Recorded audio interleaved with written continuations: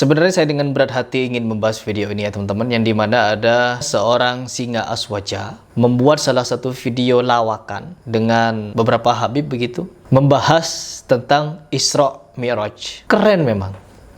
Dan lagi-lagi isinya fitnah. Sang singa aswaja ini lagi-lagi fitnah teman-teman. Dan fitnah ini sudah menjadi kebiasaan mereka. Sudah menjadi kebiasaan di mana ketika mereka ini mengemukakan fitnahannya, seolah-olah fitnahan itu benar. Kenapa saya menyatakan demikian? Karena mereka tanpa menelaah dulu bagaimana orang-orang salafi ini melarang misalkan ziarah kubur. Yang dilarang oleh orang salafi bukan ziarah kuburnya. Karena orang salafi paham teman-teman, dulu memang pernah ziarah kubur itu diharamkan oleh Nabi. Tapi sekarang aku sunnahkan, ziarahlah kubur. Karena sungguhnya ziarah kubur itu melunakkan hati. Untuk kita mengingat kematian, mendoakan orang yang mati. Begitu. Terus apa yang terlarang? Kenapa orang salafi melarang ziarah kubur? Ada dua kategori teman-teman. Yang satu, ziarah kubur yang disunnahkan. Yang satu, ziarah kubur yang diharamkan. Apa itu? Yaitu ketika mereka ziarah kubur, minta-minta kepada ahlul kubur.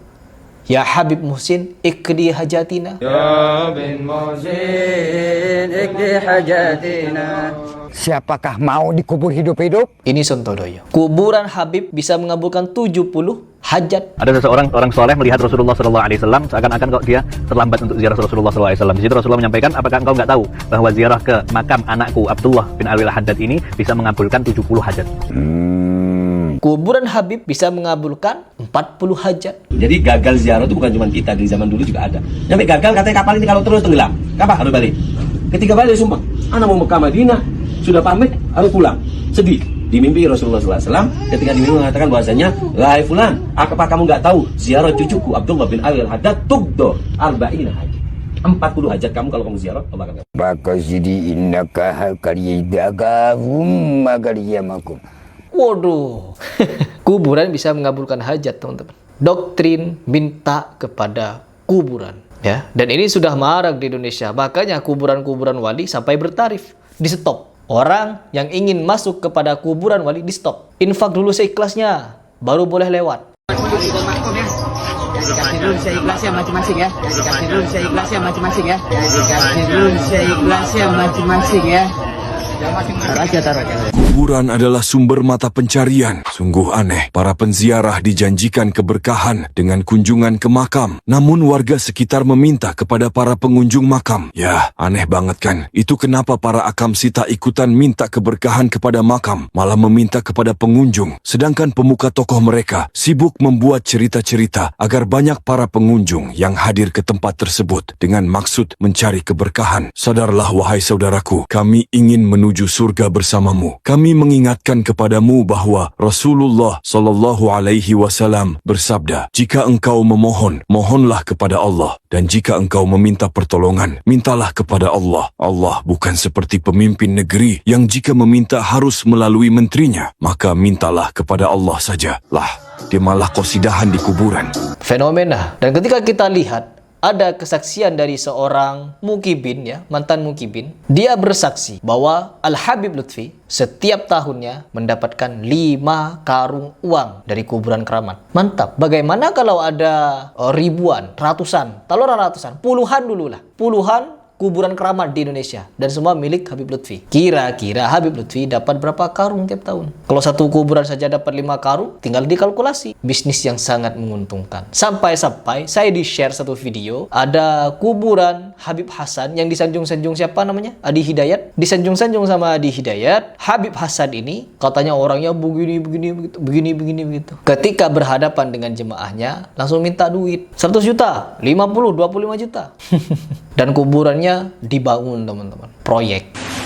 Nah, bismillah, pengecatan kubah Habib Hasan bin Ja'far Segaf dan Umi Fatmah serta Habibana Mustafa. Doain biar lancar. Pengecatan kita. Ada Bang Gures menyambut hall Habibana pertama. Mantap nih. Kalau kakak naik. Oke, mantap. Doain biar Allah kasih lancar. Amin ya rabbal alamin. Gobul. Apa namanya? Proyek dibangun. Proyek bangunan maksudnya, bukan proyek kuburan.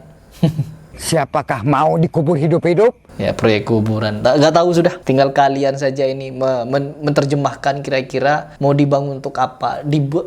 Ya Allah, nggak tahu saya. Dibikin bagus. Ya, dibikin bagus. Ya Allah, coba kita simak seperti apa video dari Sang Kiai Singa Aswaja ini.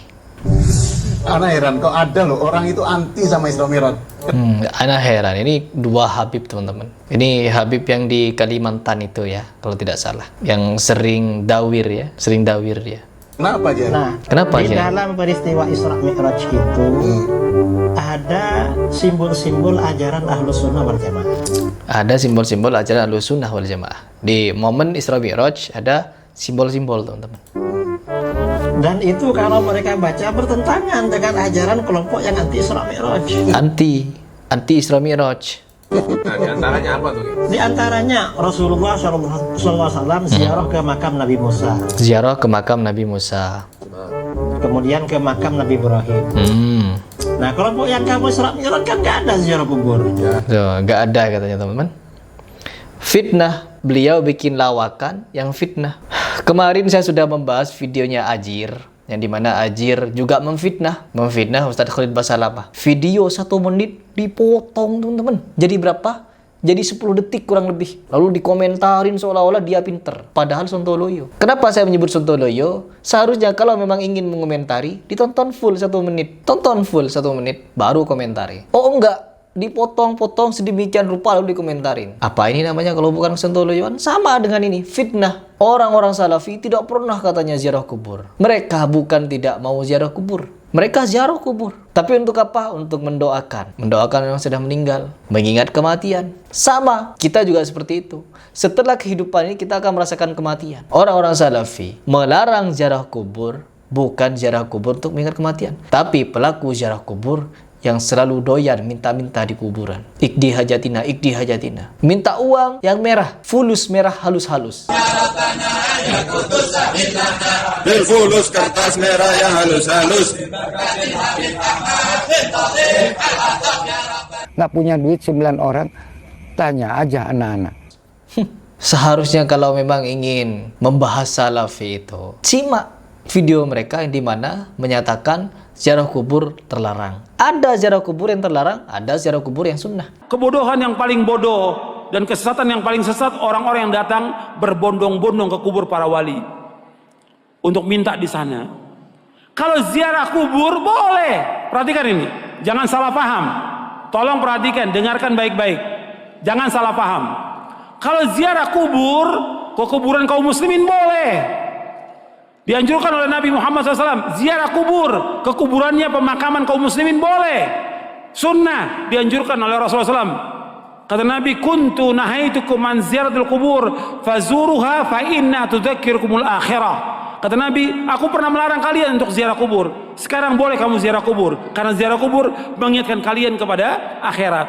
Dalam riwayat yang lain disebutkan bahwa ziarah kubur mengingatkan kalian kepada kematian. Ziarah kubur kaum muslimin boleh. Di mana Ustadz Yazid Jawas, beliau menyatakan ziarah kubur itu sunnah untuk mengingat kematian. Tapi dia enggak, framingnya memfitnah teman-teman. Ya memang tidak ada cara lain untuk menyerang Salafi kecuali memfitnah. Jadi begini jatuhnya. Nggak ada. Nggak ada. Kemudian Rasulullah SAW berjumpa dengan para nabi yang sudah wafat. Itu kan kehidupan alam barzah. Kehidupan alam barzah. Mereka kan nggak peduli dengan itu. Nggak peduli katanya teman-teman. Dikasih musik seperti ini maksudnya apa gitu ya? Jadi simbol Ahlus Sunnah ada di Isra Mi'raj di antaranya. Di antaranya ya Isra Mi'raj. Kalau Mi'rajnya kemana itu Bapak? Bertemu Allah itu di mana Bapak? Itu tanda-tanda juga itu. Kenapa yang itu tidak dibahas? Oh Mi'raj kemana? Oh enggak, kata Buya Yahya. Buya Yahya lebih ini teman-teman. Kenapa seperti Nabi Musa diajak ngobrol di bukit, Nabi Muhammad SAW diajak jalan-jalan katanya ke Sidratul Muntaha. Atau kemana itu?